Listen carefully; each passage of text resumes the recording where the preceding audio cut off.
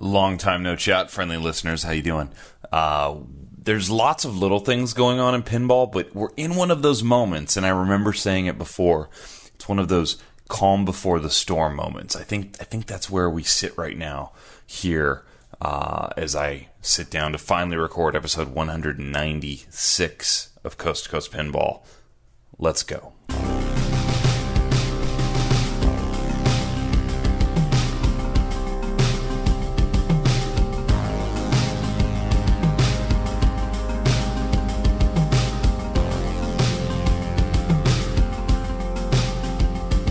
Welcome to Coast Pinball. My name is Nate Shivers. This is a podcast, a commentary. A man out of quarters is myself. How are y'all doing? I am coming to you, so glad to be coming to you, in fact, not live from San Diego, California, here on a very cool, beautiful, nice Tuesday, September 22nd, 2015 evening. How's everybody doing? I haven't done a show in a while. I had a really busy week of work. Travel when I do events for my job is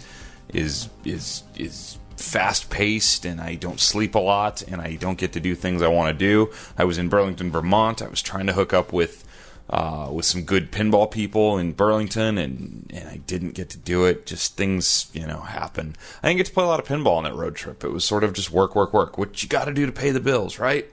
So here we are towards the end of September, and obviously Pinball Expo is next month, and I feel like the companies sort of start, getting together and working on their projects and getting things tuned up and polished and shined, ready for the spotlight that is Pinball Expo. These big shows that are around the country can really, I think, set the tone for your, next few months of business, and this one will be no different. We have Game of Thrones. More info has been leaking out of Game of Thrones. We'll talk about that tonight, and just kind of cover some topics, talk some pinball. No major scandals or things happening. Just kind of settling into the fall as it comes soon. You wouldn't know it. It's still really warm in lots of places, but it's cooled off tonight. So we're going to have a good little chat about pinball here on episode 196. What are we going to do for episode 200? That's happening so fast. I'm not quite sure. Probably nothing is the answer. I will probably do nothing special. Just a lot like episode 100 was nothing really major and special. Episode 200 will likely be the same. But anyway, let's start off tonight's show with some quick hits here. 5 fast thoughts. All right, fast thought number 1, the Game of Thrones pinball machine and the changes that have happened since we last spoke. So, slight changes. It's not like there's been some massive overhaul of Game of Thrones on any level. Stern Pinball is... the way they operate doesn't really allow for that. And there was this kind of pushback from the internet, from talking heads like myself, and from people who are into pinball about the artwork package for the Game of Thrones machines, and for the lack of certain features on the Pro versus the Premium versus the Limited Edition. And Stern has responded in the past week or so. They have added a throne to the Pro version, which I think makes a lot of sense, because that Pro game didn't have a throne for a game called Game of Thrones. That should happen. So they've added a throne to the playfield. We haven't seen it actually in practice yet. We've only seen a rendering, but I think that's probably a good move. I think it'll fill out the look of that game, because quite honestly, with the renderings, game looked a little sparse. We have seen some actual cabinet and playfield art in photos released today on the Stern Facebook page. We got to see I believe the left side of the Pro cabinet, which out of all the sides of all the cabinets I've seen, the left side of the Pro cabinet is the best one that I've seen, with Rob Stark and 2 of his sisters on the left side. It's a much darker layout than some of the other ones, and I think it actually fits the theme quite a bit better. It has the Stark family emblem, the wolf emblem on that. I like that. I think that looks a lot better. Still not maybe my favorite thing in the world, but it looks a lot better. Certainly I would have never called that out for being, really missing the point had I seen this cabinet. I believe that's the Winterfell Castle. I'm not totally sure on that. We've seen a playfield now, it looks like, and a lot of people that I have talked to and read Pinside posts from and other podcasts are sort of softening a little bit on the artwork and saying, oh, it's not so bad in practice. And it wasn't going to be once you had lights on it. And it actually it appears to me some of the GI lighting on this particular test playfield that Stern posted photos of has some colored GI in it. I believe the bulbs underneath the plastics nearest the flippers are red bulbs, possibly. It may be the plastics that's just coloring it red on reflection. I could be wrong there, but it's sort of what it looks like. I still don't love the shield gradient. I still don't love some of the bevel and embossing work on there. I'm actually not really softening on the playfield art. I don't like the playfield art. I'm not a fan. It doesn't do it for me. Will not make or break the game, obviously, but I'm not too keen on that.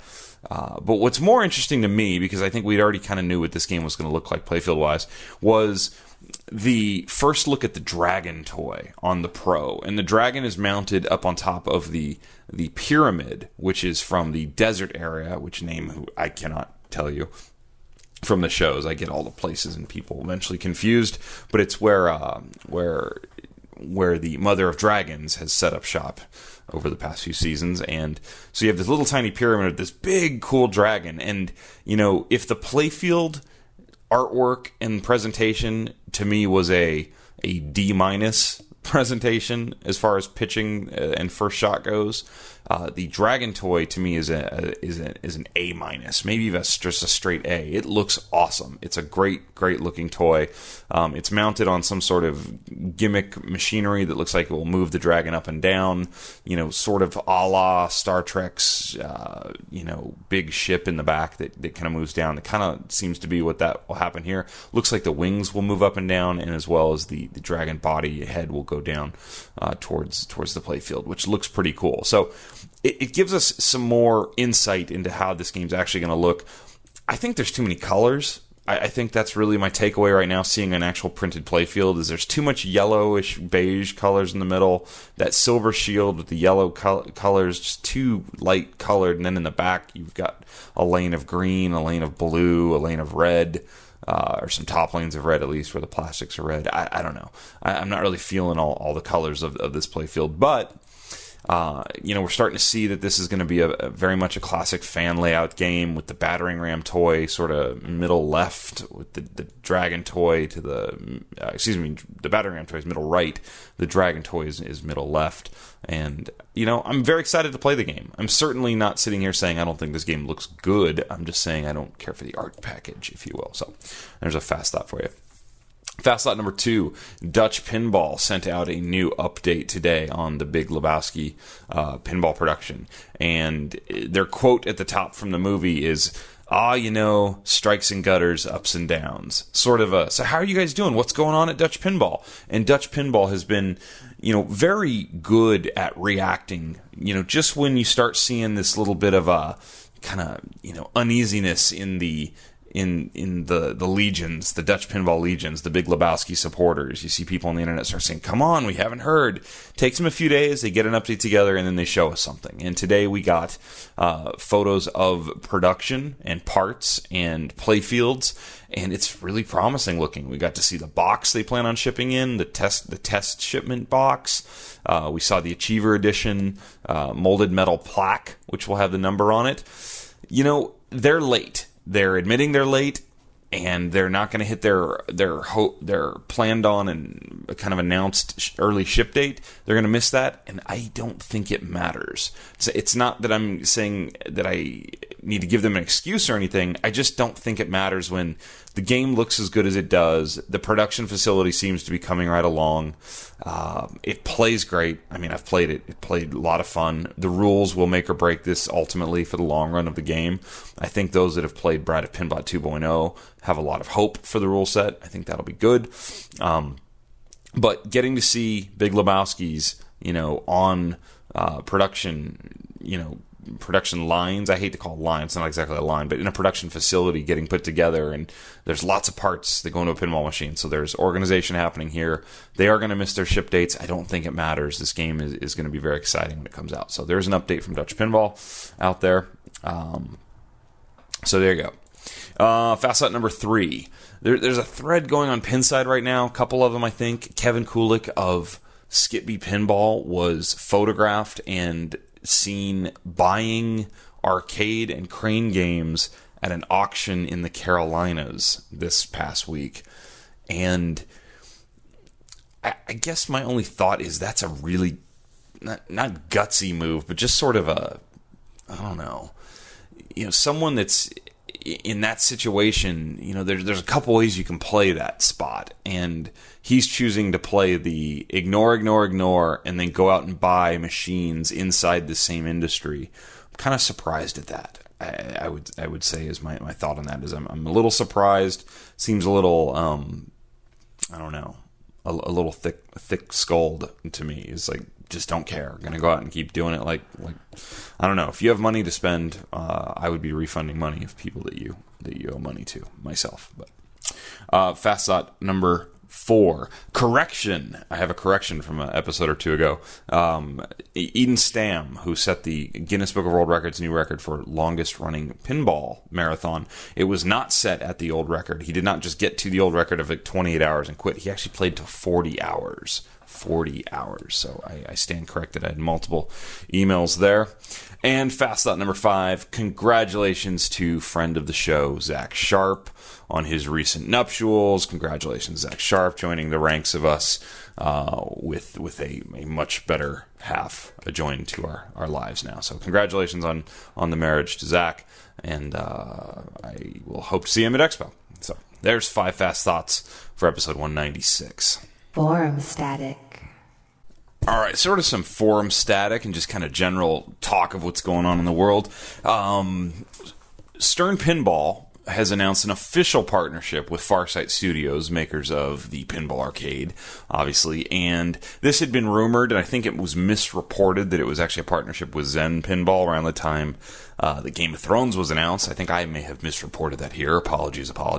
And it didn't make sense that it was Zen at the time to me, but this makes more sense that it's Farsight, because Farsight's already done some Stern games on the Pinball Arcade. At least a couple. And I think this is awesome. I think this is great. And I think that anybody, who's going to all the work and trouble to build a full-on pinball machine, it only makes sense to have that, lay out that game, that rule set, be available in a digital form. And you want it in high quality with a really good presentation. And I think Farsight Studios does a great job. This is, I think, a pretty big deal, too, just for learning the games. I've had a lot of success playing the Pinball Arcade to learn rules of games that otherwise it would be tough to do if you don't have it sitting in front of you, because, rule sheets are very incomplete out there, and I'm often, before tournaments, hunting down reviews of games and little tips and tricks and texting friends. There's nothing like being able to go into the Pinball Arcade, though, and actually read what every single shot does and play the game over and over digitally to see how to get, your scores built up. So I think the fact that these modern Stern games will be coming to the Pinball Arcade, that's fantastic. I think that is a perfect partnership there, and I'm very excited. Probably also a good monetary device. I think that they will sell tables, so it's good for everybody there. And I think also, and I've talked about this recently on the show, maybe even last episode, I find a lot of people come to this podcast and find this show because of some route through the Pinball Arcade, where they start playing the Pinball Arcade on whatever platform it might be, and maybe they have found the online forums for that, where there's a podcast list, or they just get interested in pinball in general, and they seek out these games that are these kind of like dinosaur games that, oh, did you know this is actually based on a real game? And then you see one of those out in the world, and the connections. I've gotten all sorts of emails over the past couple of years of different, like, I had no idea there was a Terminator 2 pinball machine, and then I saw one, and I had played it on my PS3. So there's all these crazy stories about how virtual pinball got people to real pinball, and I think that's awesome. So I think that that's one of those just great things in pinball. Full steam ahead, all good, nothing but good there. Full Throttle. I think I have to, talk about Full Throttle a little more. I got to play it a couple times out in New England, and it's been noted by a friendly listener who emailed me. I don't have it in front of me right now, so apologies. I can't give you the shout out here. But the Full Throttle game that is at the Pinball Wizard Arcade in New Hampshire is the first Full Throttle game on location anywhere in the world. So that's kind of neat. Pinside user Frolic. I think if you follow a lot of Pinside, you probably know that Frolic actually has one of the first full throttles anywhere in the world at his home, and he's been kind of keeping everyone updated. He released kind of a nice, 1 month review today of the game, and it was interesting to see, some of the things that he mentioned were things that I had kind of thought about, things that he thought needed a little bit of updating. He thought that some of the LCD animations could be, beefed up a little bit, add a little bit more.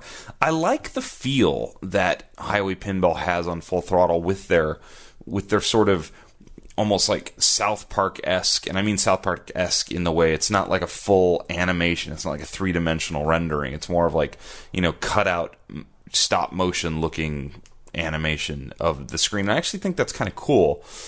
I had a tough time getting myself to look down at the LCD screen that was in the playfield. I kept wanting to look up because it's just what I'm trained to, and I was kind of looking for info and scores, and there's no need to. You can keep your head down. So that was one of the things. He had a few little, loose screws and things like that in game needing adjustments. That happens with lots of pinball machines, and so it doesn't surprise me at all that some of the very first ones from Highway needed a few things tweaked here and there. That's just growing pains of building anything, really. I think he complained a little bit about the light, needed more light, and I think if you look at a lot of the third-party offerings we've seen, and I say third-party offerings, that's a terrible term. Independent offerings is really the term I'm looking for.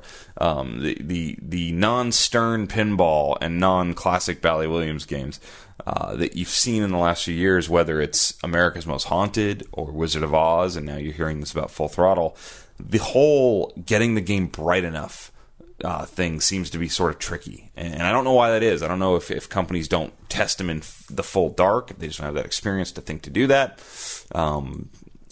Anyway, so I thought Frolic's write-up was pretty good today, and if you go check that out, it's in the Highway Pinball subforum. It's called Full Throttle, 1 month later, and it gives you a good kind of feel for somebody who's put hundreds of plays on a Highway Pinball Full Throttle. He really does defend the glass magazine, and that's the way that the glass is actually put onto the game.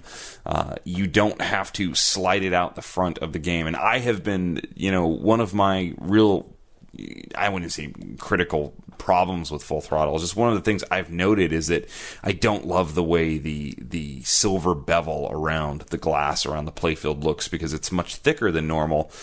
It's certainly not one of those like, oh, I would never buy that ugly game. It's more just it catches me off guard, because if you look at a Stern or a Williams game, there's maybe an inch of trim on each side of the glass, maybe an inch. I don't even know if that is an inch. I guess that's an inch. But if you look at Full Throttle, it looks like 3 inches. It's really wide, and it doesn't cover up the playfield or anything like that. It's just visually different, and I think our eyes get so trained to how things look when you see something different. But he really thinks it's a good thing. He thinks that it really helps keeping fingerprints off the glass when you do have to pull the glass for anything, and I don't know. I could totally see that. I think it's a different way of doing it, and I'm all for progress and things moving forward. I think that's good. A lot of people complain about the Stern lockdown bars and the way they have the 2 latches on the inside, left and right now, where they're like buckle latches versus the old school lockdown bar.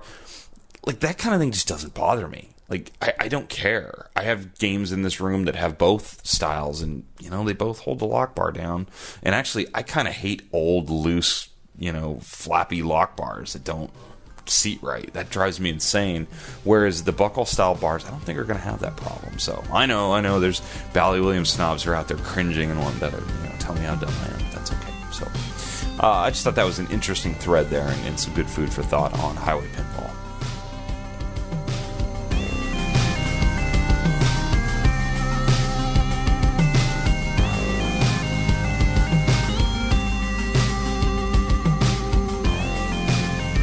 Was a future Stern Pinball theme accidentally leaked on the Dead Flip live stream that had guest Gary Stern and his daughter there in studio, I guess. Not really studio, but on the live stream. Did that happen? So if you haven't seen this thread, it's actually in the thread on Pinside called So What Will the Next Stern Pinball Game Be, or Pinball Machine Be, or whatever it's called. And it's referencing the multi-hour Kiss stream that Jack Danger was doing for Dead Flip on Twitch, where Gary Stern was a guest. And at the 2 hour and 46-minute mark, there had been some drinking. One thing, if you watch this stream, you will come away with the fact that Gary Stern really likes two things. He really likes pinball, and he really likes drinking. And that's fine. He's a grown adult, do what he likes to do. But the conversation comes up when his daughter asks, and I'm sorry, I didn't pay too close attention to who the other person was in the room, asked somebody in there, either Jack's wife or Jack or somebody, do you like Hendrix gin? And Gary Stern sort of just hears it out of the corner of his ear while he's playing Kiss and says, what, Hendrix? Hendrix what? And his daughter says, gin, Hendrix gin. He goes, oh, I thought you were talking about Jimi Hendrix. And then there's some awkwardness and sort of weirdness. And like I said, there'd been some drinking. And it could have died right there. But his daughter said, well, why don't you go ahead and tell him or say something? And Gary said, no, we don't do that. And it got sort of weird, as if like something was up and we were seeing a spoiler happening right before our eyes. Now, I have not heard Jimi Hendrix rumored as a theme. I'll just tell you, friendly listeners, I've heard a lot of different themes rumored. Some that I know are happening, some that I think everybody knows are happening. But Jimi Hendrix has not been one of them. That being said, do I think Jimi Hendrix would be a viable theme? Well, as a theme, as far as like, is Jimi Hendrix a good story or a thing to base a pinball machine on himself? Not really. Would the music and the artwork that you could tie to a Jimi Hendrix theme and the setting of the 60s and Woodstock and all that make a good pinball machine theme? Yeah, I think it'd make a great one. I think the music especially would be awesome. So with the success of AC/DC, of Metallica, of Kiss now, it kind of only makes sense that they'd be looking what other classic rock bands can we, theme a pinball machine out of. However, my takeaway, and I reached out to Jack Danger and said, hey man, so you got anything to say? And he said, no, just a bunch of drunk people talking about stuff. Here's what I think I saw. I think I saw... Oh, how do I say this? Okay, so something I know from other things away from pinball is that Jimi Hendrix as a license, as an intellectual property, has been known to be, or rumored to be, sort of difficult to work with. I know that people in the guitar business have had issues trying to gain the rights to do things based on the Hendrix name before. His estate makes it very difficult. Same with the music, actually, too. The music is often hard to use in anything. So, I saw that there was definitely something to do in Gary Stern's mind with Jimi Hendrix. Absolutely. Do I think they're making currently a Jimi Hendrix pinball machine? I kind of am guessing no. And this is such speculation on my point. I don't know anything other than, if you go back and watch really closely, when his daughter says, do you want to let them know? And he says, no, we don't get into that. I didn't see that as, do you want to tell people about a future theme? Because I think Gary Stern's daughter, of all the people in the world, knows that they like to keep their themes very, very close to the vest. And that if there was a Jimi Hendrix-themed pinball machine on the table, she would know her dad is not going to jump on a live stream on the Dead Flip broadcast and just say it when it's not the next game. I can promise you Jimi Hendrix is not the next game that they release. So I think that doesn't make any sense. But what would make sense to me, and this is where I'm just kind of running with this and guessing, is maybe they've reached out to try to get the Jimi Hendrix theme and either are just trying or have been turned down and couldn't get it or decided against it or something like that. And that's where his daughter maybe said, do you want to tell everyone? The chat room is the everyone we were talking about, the people that were watching live. And I could see a situation where Maybe they had reached out to the Hendricks estate and were turned down, or it just the money didn't work or something, whatever. The license wasn't available, and maybe she was like, do you want to tell people about the Hendricks thing? And maybe they had tried and failed at getting it, and Gary Stern's not one that's going to talk about private business dealings like that. And so he said, no, we don't want to talk about that. And then there was sort of some awkwardness. Gary leaves the room with Jack to go check out the liquor closet, where Jack proclaims it's a full closet full of liquor. And so now the chat room's going, hey, did something just get spoiled? Tell us. Now that Gary's out of the room, tell us. And his daughter says another thing or two that sort of led me to believe that there's not a Jimi Hendrix-themed pinball machine on the horizon. Go back, watch it yourself. I don't know any more than you will know once you watch it. Other than I did reach out to Jack Danger and say, hey, man, anything you want to say? And he just kind of said, no, I think it was just a bunch of drunk folks speculating. There's actually more stuff in that stream that I will let you go discover. I think there are some good Easter eggs in there, and it's very interesting watching Gary Stern let loose, have some drinks, and play pinball. So Jack Danger and Dead Flip delivering again. They are, somebody tried to tell me recently that I'm like on the cutting edge of pinball news and stuff like that, and maybe I talk a lot about pinball and I do it in a fairly quick manner. But what I would tell you is the cutting edge, especially of Chicago and Stern pinball right now, is Dead Flip. They are right there. They're in the city. They are doing a great job at what they do, and they're respected by a lot of people. So, follow Dead Flip. Check them out. It's a lot of fun. Who would think that watching a guy with great hair, his shirt buttoned all the way up to the top, and sometimes a cool mustache, just play some pinball would be as fun as it is? But it is really good, right? Right, Jack? All right. What else do we got here? Issue number 3 of Pinball Magazine has been sent to the printer. Jonathan Houston has posted on Pinside that he's celebrating by running a little contest. Jump into the Pinside thread. It's under the All Pinball subforum, Pinball Magazine number 3 contest. It's a deal where you guess the amount of pages in episode number 3 and you will win a free copy.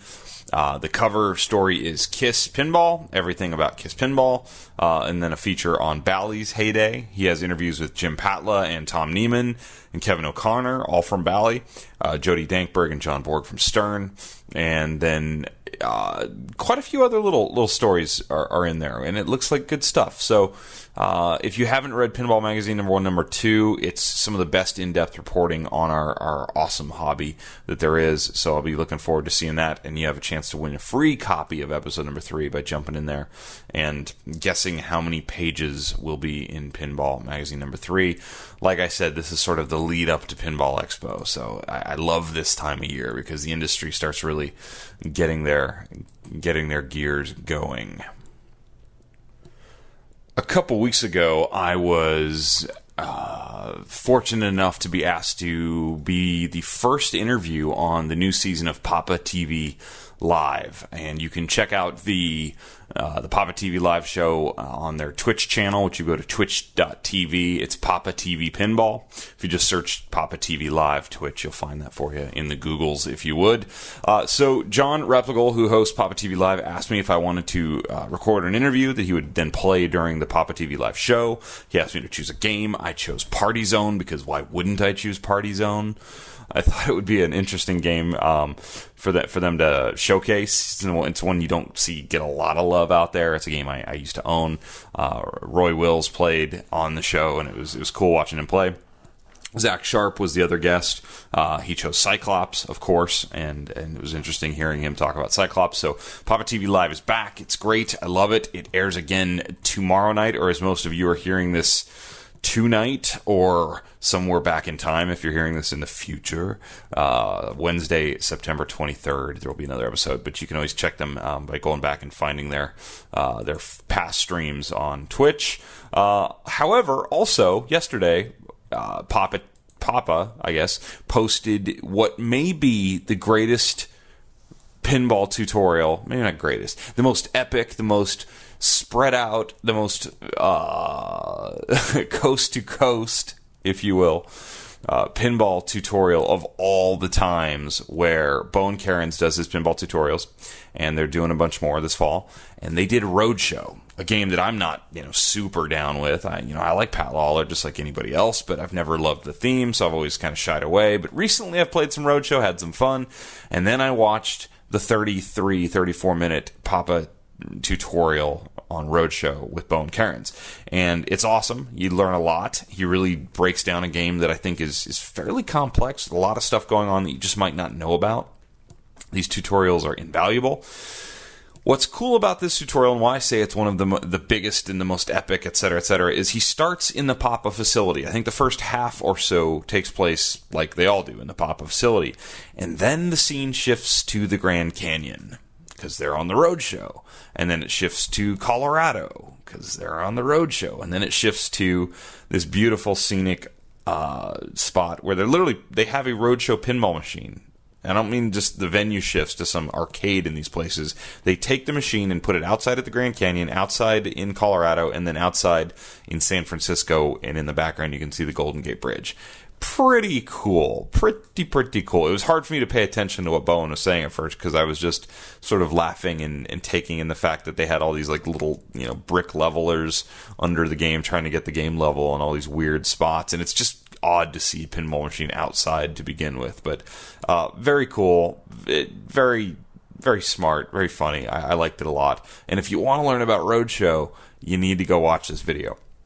The Bowen's cheat sheet segments have been very popular on the show. I hope Bowen will come on and do another batch of those for us in the not too distant future. And I really appreciated that from him. I've been asked to release them all at once in one episode, and I may do that in the future. I just would have to do some editing to do that. But we'll definitely see what we can do coming up. But without further ado, the final season 1, as we'll call it, I just made that up, Bowen's cheat sheet. Bowen's cheat sheet. All right, Bowen's joining me today, and we're going to talk about one of the all-time most, I think, favorite to a lot of people titles is Creatures from the Black Lagoon, and it's a game that people love in their home collection. But what about in tournament and competitive play? What do I do? Am I just trying to chase the creature, or what's the approach here to score some points on the Black Lagoon? So if you're playing Creature from the Black Lagoon, there's really two things to focus on. One is to get a good establishing score, and then the other is to go for a breakaway score. The reason you want a good establishing score is that in the qualifying format, you want your play to be worth something. And in match play, you want to be able to beat the person who doesn't get the multi-ball or doesn't get a jackpot. You want to beat the 40 million.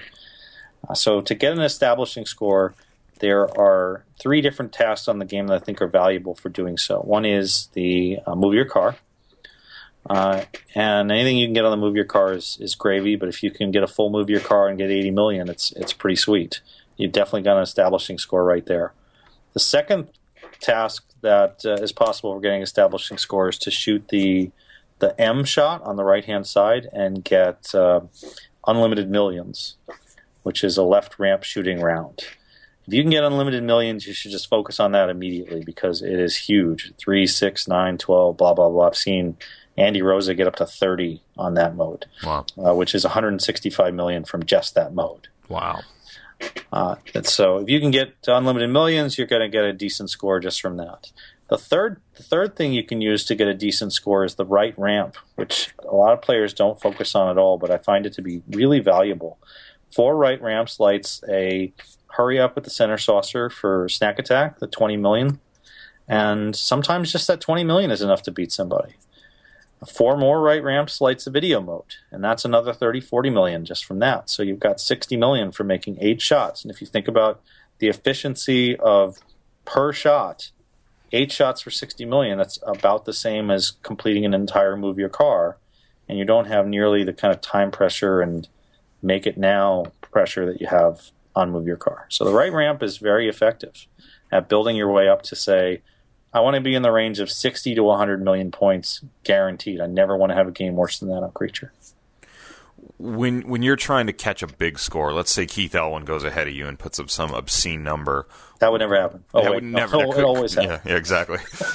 like normal, what do you do? What are you? Same approach there? No, at that point you have to change whatever you're doing and abandon to multi-ball. The only way to chase down a huge score is to get a super jackpot, and you do that by spelling out film, starting multi-ball. When the 2-ball multi-ball begins, you want to get control immediately. I think that when you start that multi-ball, you want to plunge the second ball short into the bumpers, so that you have enough time to gather the first ball. And this is something that I think is critical on any game that has a 2-ball multi-ball. You lose one, it's over. So if you can get both balls under control, you have the opportunity to do whatever you want. And on Creature, that's especially important because the shots are so tight and the reaction time is almost impossible. Once you've got balls trapped, then you can shoot for the Creature shots. And depending on where you're at, you can either take a jackpot, which is 50 million, or go for the Stir the Cup ramp, which doubles or potentially up to 4x the playfield. And that is where the biggest scores are. So what I like to do on the multi-ball is get the 2 balls under control, light the jackpot, but don't collect it, and then concentrate on trying to jack the playfield. And I'm doing this because I don't just want to collect a 50 million jackpot, but I'm also taking advantage of the fact that you can restart the multi-ball as long as you have not collected a jackpot. So if I get down to 1 ball, and say both balls are trapped on my left and right flippers, and I lose one shooting for the cup, I can just plug it right in and start the multi-ball again. And then on the restart, ensure that I take the jackpot for as much as I can scam out of it. Absolutely. Then at that point, put the balls in the bumpers as much as you can, see if you can light the super, and cash a super. If you can cash a super, the super is double the jackpot value, but it also permanently doubles the jackpot value for the rest of the game. So your next jackpot is worth the same as the super you just collected. The best multi-ball is to get like 2 supers in the same multi-ball, and that just is like a game breaker. So instead of trying to find the Creature, maybe that should be my goal when I'm just practicing. What, 2 supers in the same multi-ball? Yeah, no problem. Yeah. I get easily distracted by holograms. What can I say? But you see people get like 4 billion on Creature. Like my best score on Creature is over 10 billion. I don't know what it actually is because I don't remember. But it just gets out of control. All of a sudden you see it give you a super jackpot worth 3.5 billion just by itself. And you're like, yeah, okay. Yeah. Let's get another one. That's awesome. That's good stuff.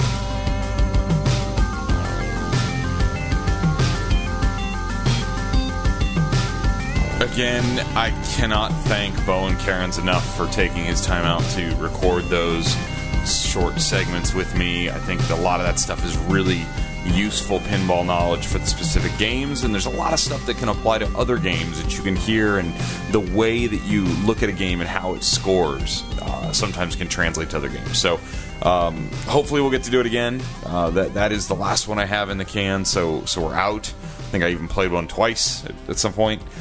But they're that good. So thanks again to Bowen Cairns for doing the Bowen's Cheat Sheet segments. I know this show is all over the place. Apologies. That's what happens when I don't do a show for like 8 or 9 days.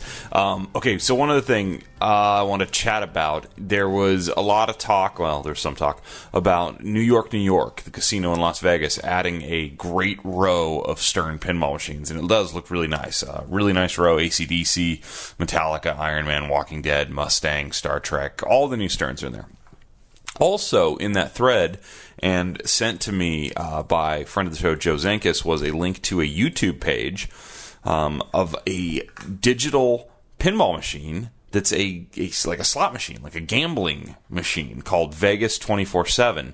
And it was interesting. If you go to YouTube and type in Vegas 2047, so 2047 gameplay, you'll see a video. It's about 14 minutes long, and it's the designer of the game walking through the game and showing how it works and how the skill of you in the game, your skill at pinball, affects the chance of your bet winning. And it's interesting when you start putting a game of skill like this into a gambling type situation, because I'm imagining this being put out into a casino, and Robert Gagno, rolling up and just, emptying the machine of all its money in one evening. But it'll be interesting to see if you see these games go from this stage where they're sort of like a test game into the casinos. If anybody has more information on these games actually being put on location somewhere, I'd love to know. But the idea of betting on a digital pinball machine that's actually really a game of skill where you control your destiny is quite interesting, and could prove to also be short-lived, where I think if you got really good pinball players stepping up to these sort of games, that the rules and the mechanics might be changed awfully quick, because really good players could exploit and ruin that for the operator of said gambling machine. All right, everybody, it's late. I gotta get to bed. Thank you for listening. That's episode 196. A little shorter than normal. I'm allowed to do a short episode once in a while, right? I'll balance it out for you eventually. Got some things planned, waiting on a few things to confirm and happen. Hopefully they do. And even if they don't, we're going to have some fun going into this fall. Expos on the horizons.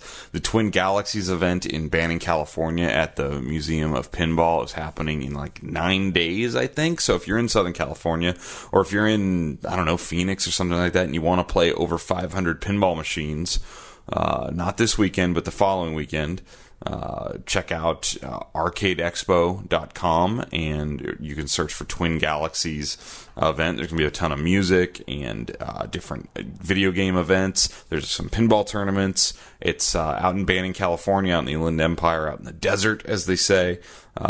Tons of games. It's where they held Arcade Expo last January, and they'll hold it again this next January. So check that out. Shoot me an email if you'd like. You can email me coast2coastpinball@gmail.com. I really appreciate the YouTube subscriptions. Keep that up. And I will talk to you again real soon. Take care.